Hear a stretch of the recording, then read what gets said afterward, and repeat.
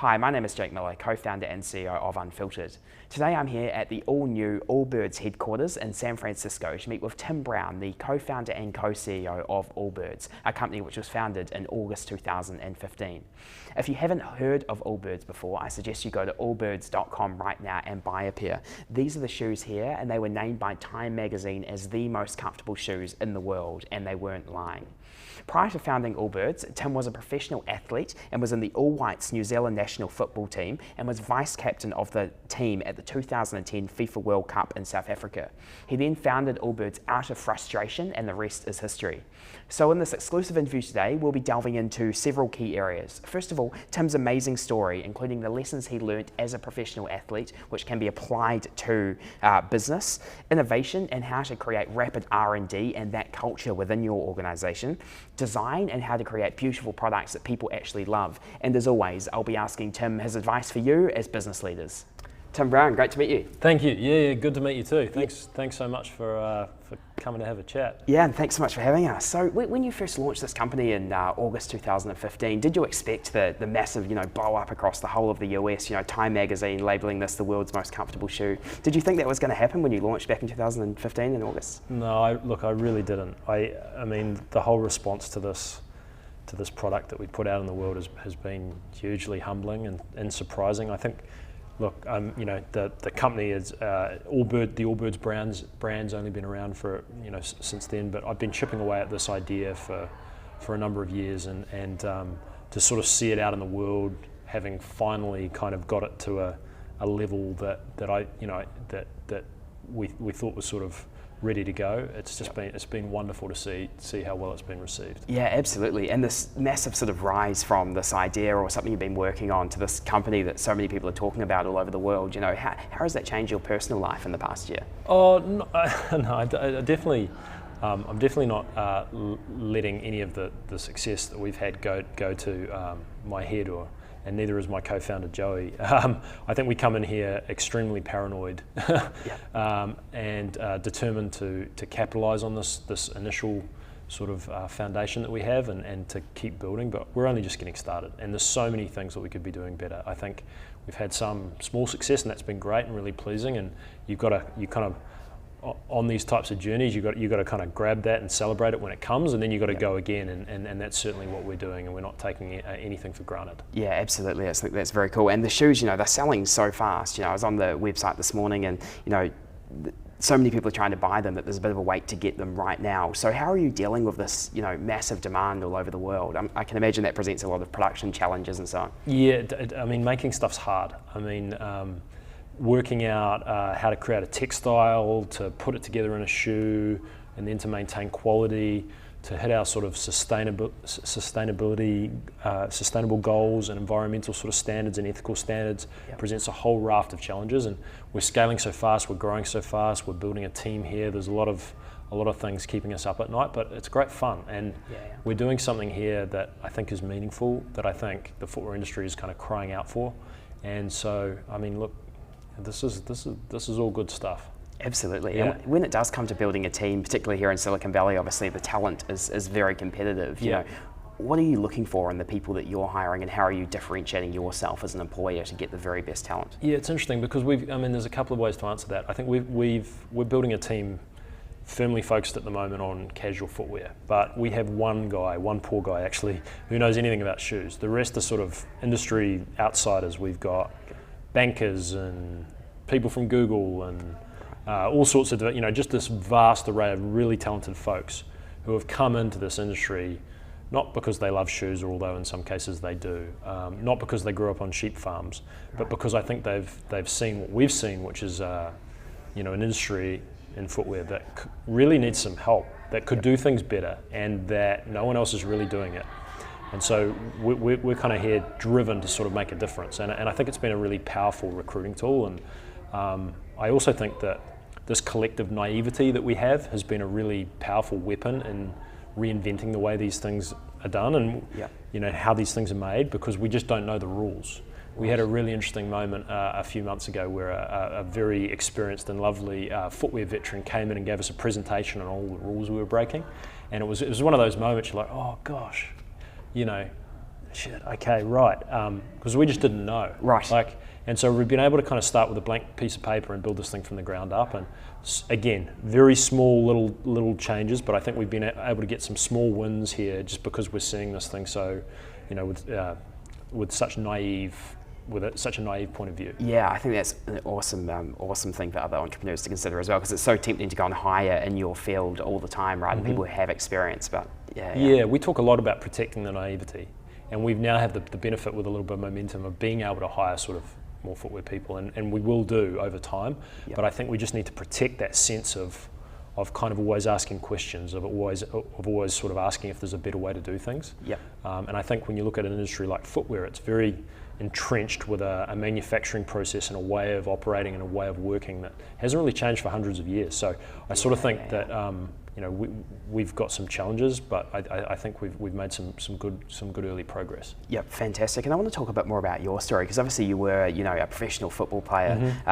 You were in the New Zealand team, the All Whites, at the FIFA World Cup as vice captain of the team. So at what stage did you decide you wanted to start a business and become an entrepreneur yourself? I don't know that there was one particular moment. I think I've always been curious about brands, about making things. Yep. I'd studied design on a soccer scholarship many years ago over here in the States, so I'd always been tinkering and playing with lots of different projects alongside my professional sporting career that ended up going on for much longer than I thought, and it was just this wonderful journey that sort of culminated in going to the World Cup. But there was always in the back of my mind that I'd love to start something, to do something. And I retired from football in 2012, went off to business school, and really just had this sort of nascent idea that had been sort of kind of simmering away. And again, just through trial and error and a whole bunch of sort of chipping away at this, we've now been able to kind of create a business out of that. So yep. It's been fun, but I think I always had that itch. That sense that that's something I would like to do. Okay, and we've got quite a few people watching our videos who are professional athletes, and they may be looking at a stage in their life where they step away from sport and what next. So what would your advice be to them about transitioning from sport into business? Yeah, look, it's incredibly hard. It's weird, right? But it's like someone who trained as a doctor or a lawyer, or was an incredibly talented sort of media personality, right? And all of a sudden, overnight, at one point, sort of in their mid-30s, got told that they had to reinvent themselves, that they had to stop what they were currently doing and begin a new career. So it's this very weird and unusual sort of juncture in someone's professional life, and it's really hard. I retired of my own volition, and I knew exactly what I wanted to do. I wanted to go off to business school, and even then, it was a change in my identity that was tricky. But I think if you can crack it, if you can work out what that next challenge is, I think professional sport provides a whole bunch of skills and a whole bunch of experiences that are highly applicable to a range of sort of professional sort of directions. In my case, I kind of pursued sort of being an entrepreneur and building a business, and I lean back on my sporting experience all the time in terms of sort of building teams, in terms of kind of not getting too high when you've had some success and not getting too low when you've lost. So I sort of think that it's a constant resource and source of strength for me, those previous experiences that I've had. Great. And with Allbirds itself, when did you decide to start that company, and what did that journey look like? Look, it goes back to sort of 2009, 2010, and I was playing football and was sponsored by Nike at the time, and that was a huge driver in my sporting career to get free gear from companies like that, and it was great.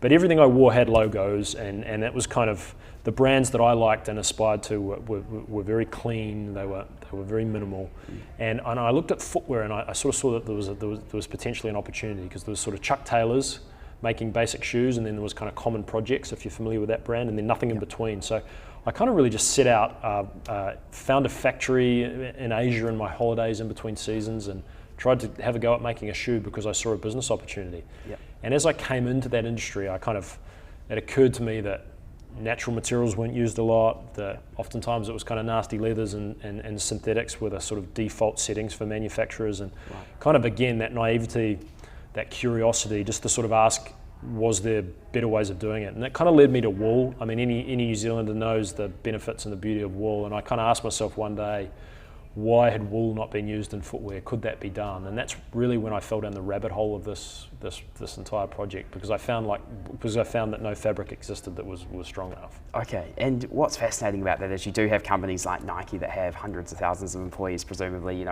billion-dollar budgets. Why do you think they didn't crack this? Oh, I'm not sure. Maybe who knows? I don't know. Sometimes you gotta follow your nose on this sort of stuff. If you overthink these types of things, or certainly an entrepreneurial quest, you'll get yourself into trouble. I never thought too much. I just saw a problem that I personally felt needed to be solved, and then I tried to solve it. Yeah, and if I look back at that moment and I'd been too rational, I don't think I would have started. I also probably could have been more rational and helped myself a lot, because if I knew now what I might not have started, because it's been incredibly hard. And you've battled this thing, willing this thing into life has been incredibly difficult, but I'm glad that I stuck with it, and I'm really excited about the opportunity that we have today. Yeah, fantastic. And the three kind of principles on which the company was founded is simplicity in design, confidence in comfort, and made from the world around us. So how have these principles kind of influenced how you've built the perfect sustainable shoe? Yeah, well, it's definitely it's not the perfect sustainable shoe. It's got a long way to go, but it's certainly doing some good things to begin with. I think in terms of the three pillars that are kind of underpin the brand, I think the first one is this design, this idea that brands now are not about logos and marks. They're about authenticity and about feeling and about an aesthetic that's really unadorned. So we've created a shoe that's effectively stripped everything away, and we've tried to strive for this really, really simple sort of output, which I think we've done pretty well with some help of some really talented people. The second thing is kind of comfort.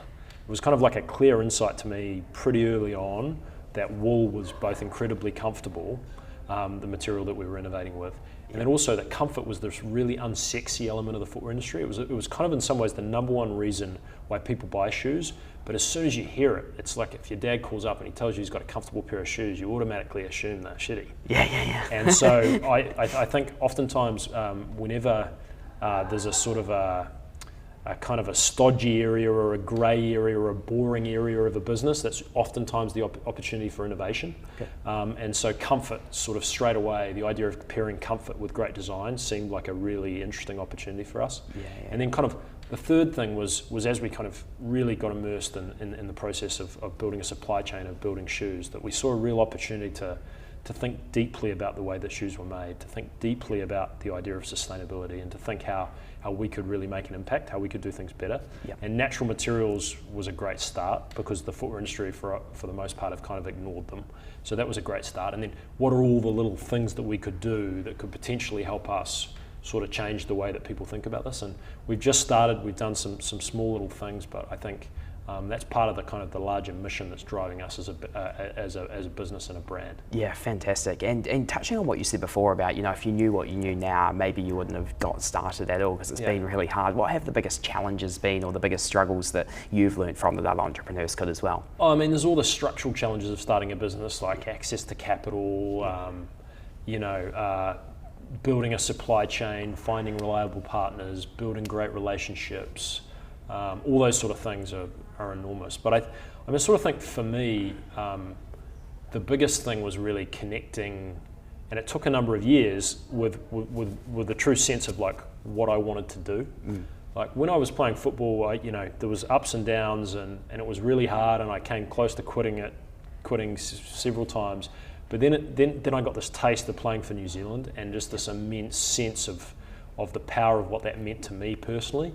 And that kind of drove me to kind of bust through the impediments and the roadblocks to sort of ultimately have this amazing experience at a World Cup, and to play for New Zealand was just this wonderful thing. And the same thing sort of taken some time to arrive at with business, but initially I was making shoes, and I don't particularly have a strong interest in shoes. I have an interest in making things, and I'm curious about the industry, but I wouldn't say that I'm a shoe aficionado. Right. And so the idea that I was going to really devote all this energy and time to building a footwear brand took some time to sort of evolve into this sense that, hey, hang on a minute, this is an industry that myself and my co-founder Joey could really come in and make an impact in. Yep. You know, sell some shoes and build a successful business, sure.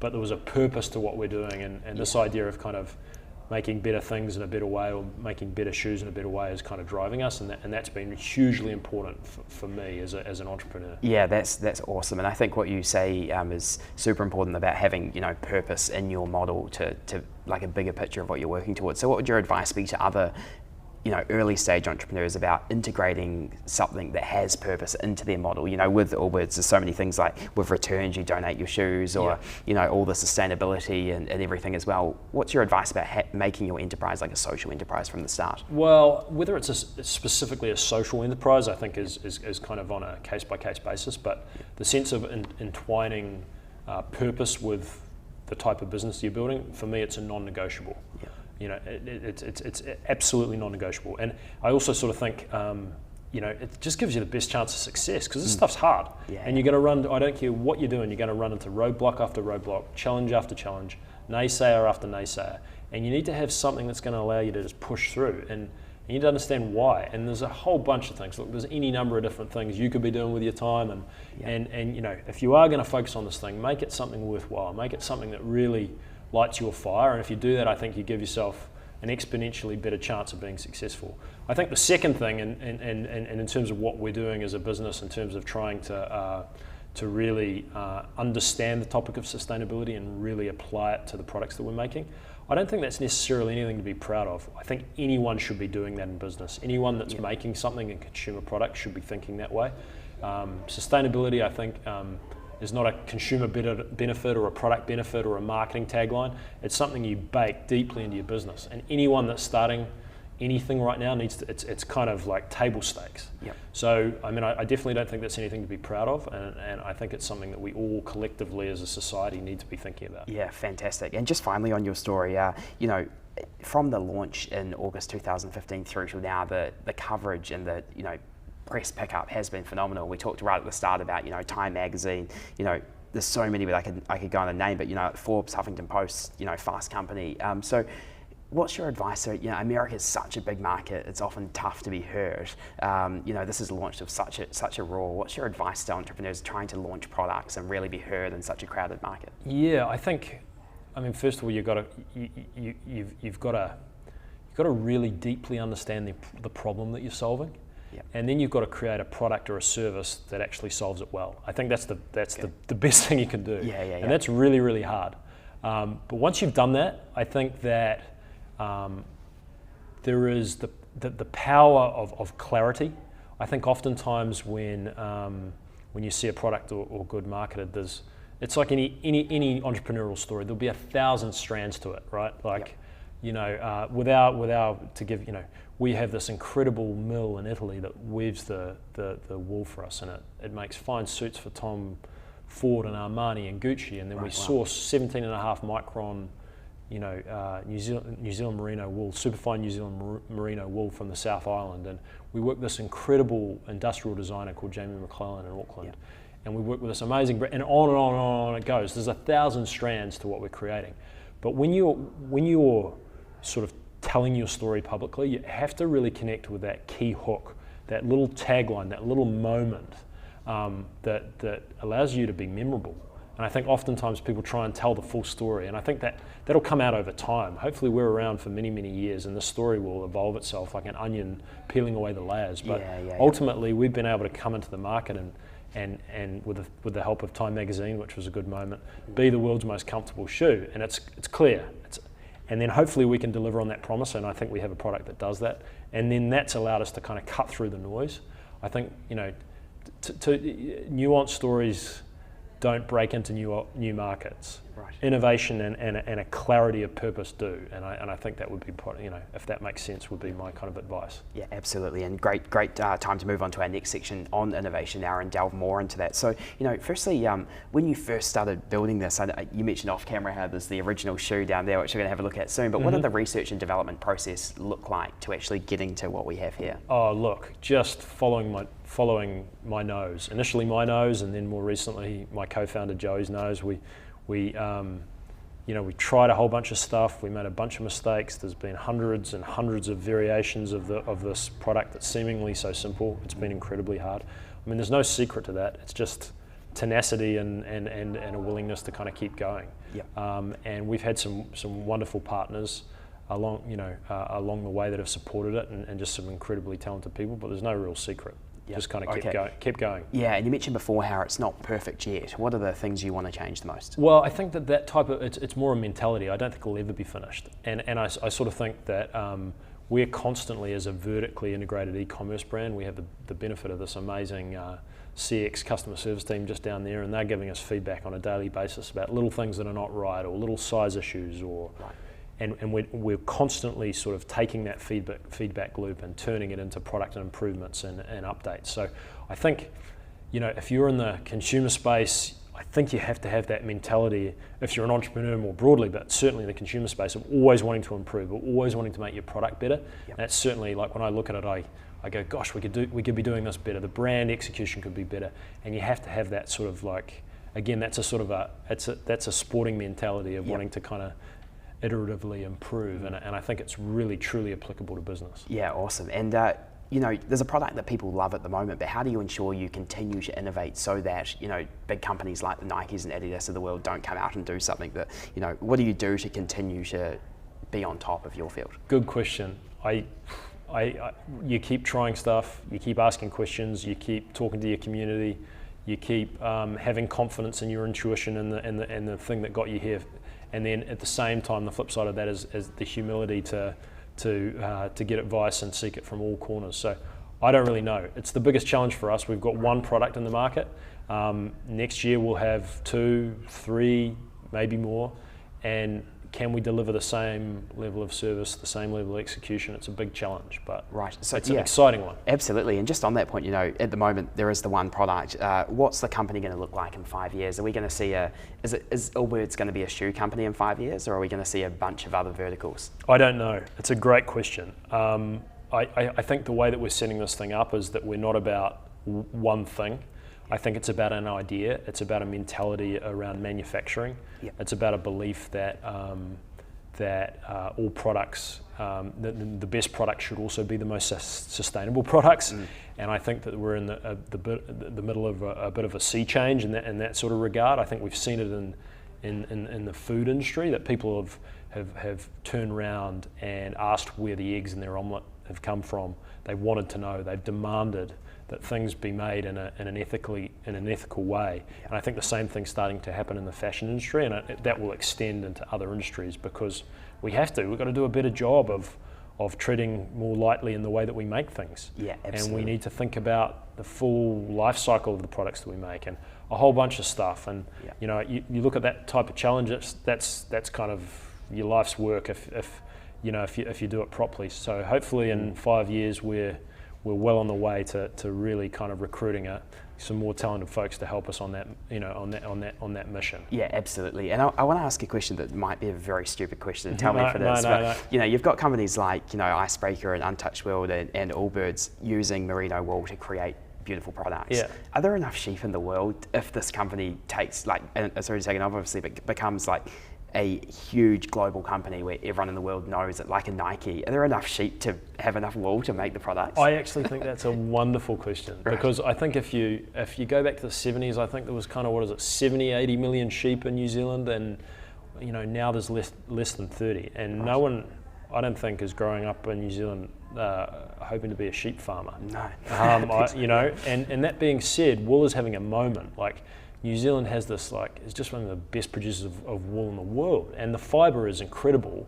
And all of a sudden, I think the wool industry's done a horrible job of marketing itself. Right. In the 50s, American military uniforms were made out of wool, and all of a sudden synthetics come out of nowhere, and the wool industry just gets caught short. And I think now that's finally starting to kind of organise itself and understand the clarity of communication around the benefits of the product. There's 100 things that wool does well, but how do you connect directly with the consumer? How do you break through really understand the problem that wool is solving? And it's just so exciting, and I feel so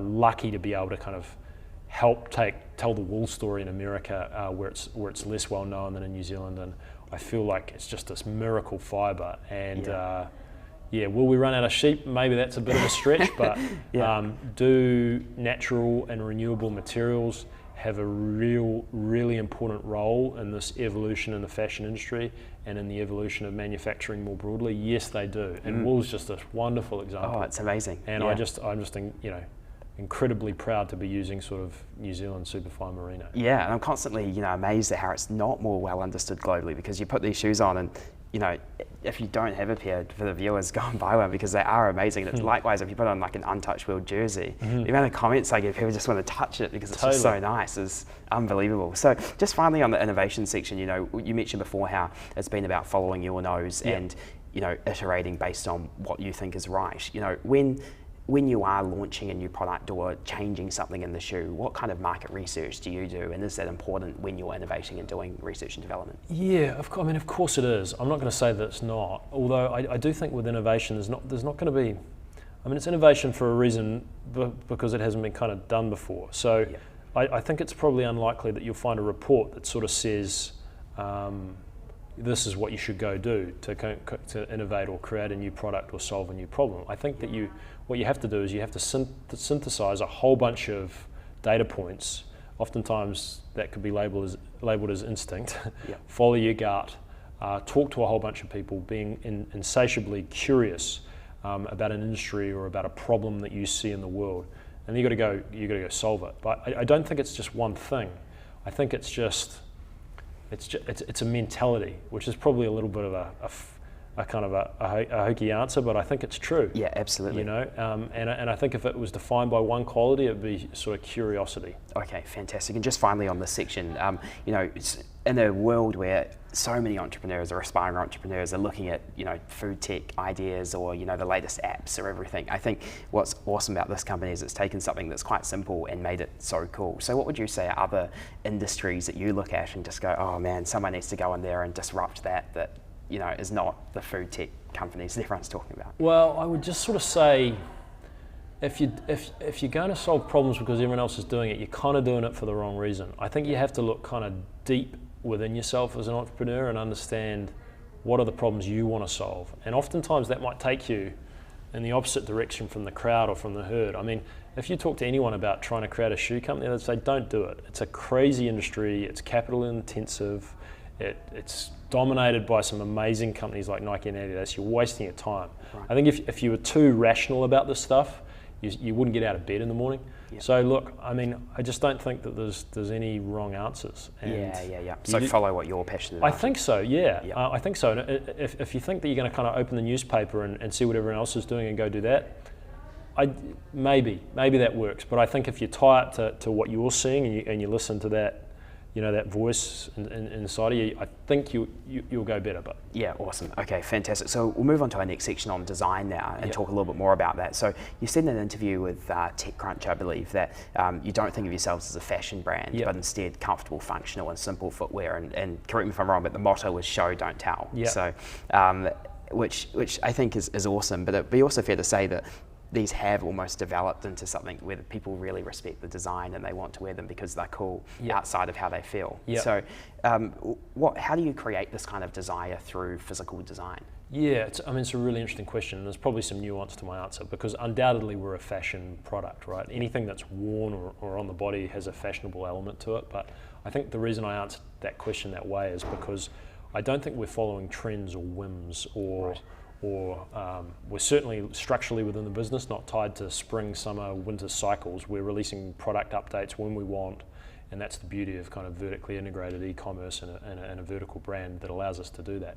But I sort of think the design piece is really just, we just had this absolutely disciplined, completely relentless desire to kind of create one shoe that was the simplest, clearest, in this case, encapsulation of a sneaker. Yep. So what could we do? And there's one or two flourishes on the shoe, but for the most part, there's nothing you could take away. Yep. Just prior to launch, we spoke about it a little bit earlier, all the criticism and doubt about our product was that it was only one shoe and that the shoe itself was kind of unremarkable, that maybe people felt that they'd seen it before. But Jamie McClellan, this wonderfully talented industrial designer who I've worked very closely with on the design of this product, we kind of, we arrived at a place with the product where we couldn't do anything else. The framework and the constraints that we'd set up kind of brought us to a finished point. And then the product was what it was. And we'd put so many different rules and guardrails in place that this product, kind of give or take, is sort of at the final stop on the, on the tracks. It's kind of the end of the road. And so that kind of discipline and that approach and that really intense sort of framework behind the product allowed us to sort of stop. And I think sometimes in the fashion industry it's about more and trends and changing, and we're the complete antithesis to that. And I think that it's allowed us to maybe stand out in this very, very crowded market by being so clear in what we're trying to achieve.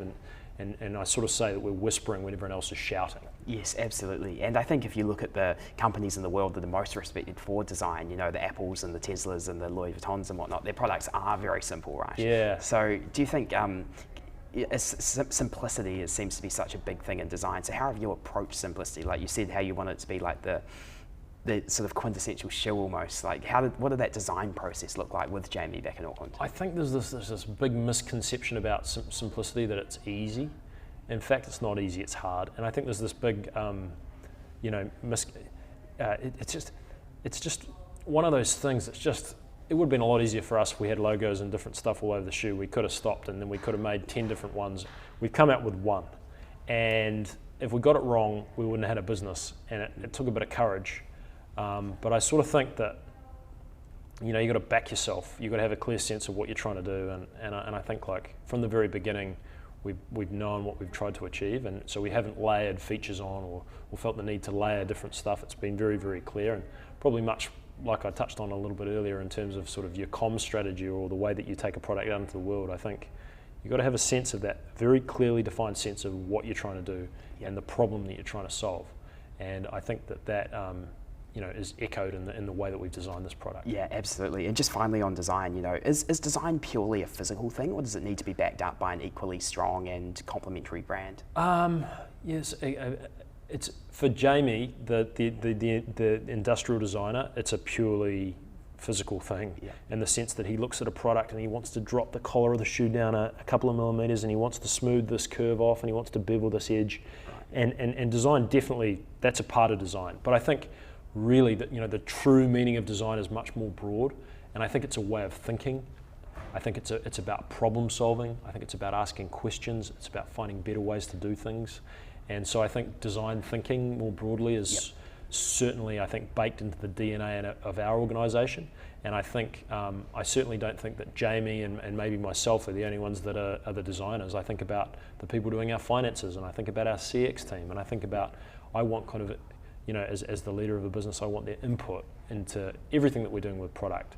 And so that type of ability to debate and be open to sort of disparate points of view, I think, is at the core of design and the core of the designer's responsibility. So we didn't just sit in a room and sort of design this. It's kind of the ability to build this, both a product and a brand that is kind of made from a whole bunch of different voices, is something that that I think is how we would define design. Great. So we'll move into our rapid fire questions now, and to finish off. So with kind of a global rise of entrepreneurship, trending, and so many more people wanting to start their own businesses, what trends are you noticing for what your employees want from their work versus what you think people wanted from their work, 5 or 6 years ago? Oh, they want meaning.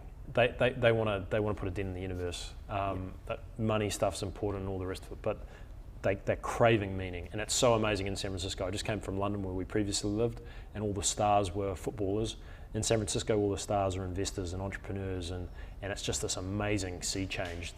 And it's exciting to be here and be a part of that. Absolutely. Why do you think people want meaning now versus 10 years ago? I don't know. I think that there is pressure on the environment. There is these major sort of headwinds that the world's facing, and I think people want to find solutions to them. And it's not enough just to kind of go make a paycheck. They want to make a difference, and I think that's entirely healthy. And I think it's something that we all need to think about. And I think it's been But the sort of the 20, 25-year-old people that we're hiring in our team, they want to come make a difference, and I think it's an entirely positive thing. Absolutely. And what single entrepreneur in the world do you look up to the most today, and why? Oh gosh, it's the tricky question. So many of them. The Warby Parker guys here in America, and the Casper guys, if you're familiar with that business, selling mattresses. I think there's so many. Everlane is a business here in San Francisco that's doing some great stuff in the fashion space. So many, and I'm inspired by. There's not one person. I think that to kind of do well in this in this space, you got to be soaking up advice and ideas from everywhere, and I try and do that. Yeah, and what's one of the best bits of advice you were ever given, and by whom? I mean, there's no way you can't answer this question without resorting to cliche, but I think it's kind of, back your instinct, keep going, don't give up, find something that's really important to you, and all that sort of stuff, all the stuff that people know. Easy to say, harder to do, but it's pretty important. Absolutely. And what would you say is one of the 2 or 3 of the best business books you've ever read? But in your case, if there's a sporting book you've read that you think business people would learn a lot from as well, I'd be interested in knowing. Yeah, gosh, I mean, so many. The Roy Keane's autobiography was my favourite soccer player. It was pretty amazing, sort of reading about him and realising about the hurdles that he overcame. All the Malcolm Gladwell stuff's pretty amazing, from about product innovation. Look, I could go on. My mind's drawn a bit of a blank there. Fantastic. Yeah. And what would the 16-year-old boy you were think of the man you've become today? I don't know, hopefully he'd think I was doing all right. Yeah. If you were looking at him and giving him a bit of advice, what do you reckon you would say now of everything you've learned? Back yourself a little bit more. Okay. Yeah. Yeah, fantastic. And just before we finish off, what quality of mind or state of mind has best served you in your success? Just the sense of not getting too high or too low. Trying to maintain a pretty level sense of things. I think that I've had some really great success, and I've had some really big failures, and just being able to kind of stay pretty level through it. I think, and I've had the good fortune of playing sport, and then more recently working with people that are very much like that, and I just think it's a great quality, and also just kind of not taking yourself too seriously. I think we're not curing cancer here. We're making shoes out of wool, and you got to keep your sense of humour through this stuff, and realise that there's far more people doing far more important stuff in the world, or even though that there's this is important, it's not everything. Yeah, absolutely. And when you look over all your success from your time in professional sport and going to the FIFA World Cup to creating this amazing company and being named the world's most comfortable shoe by Time Magazine, what are you most proud of now when you look back over everything? That's just that I stuck with stuff. I think there was plenty of times when I wanted to kind of give up, and I had the great fortune of some pretty amazing family to sort of help me through that stuff, and just the courage to kind of keep on going. Yeah.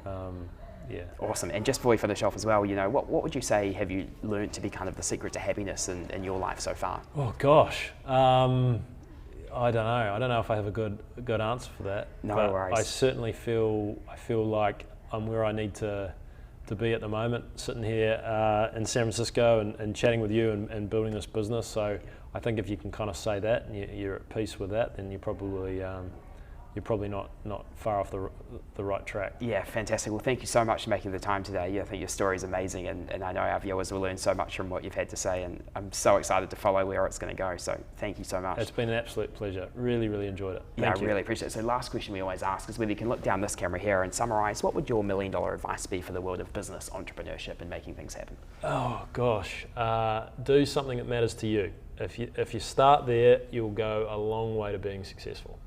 Tim Brown, thank you so much. Cheers, mate.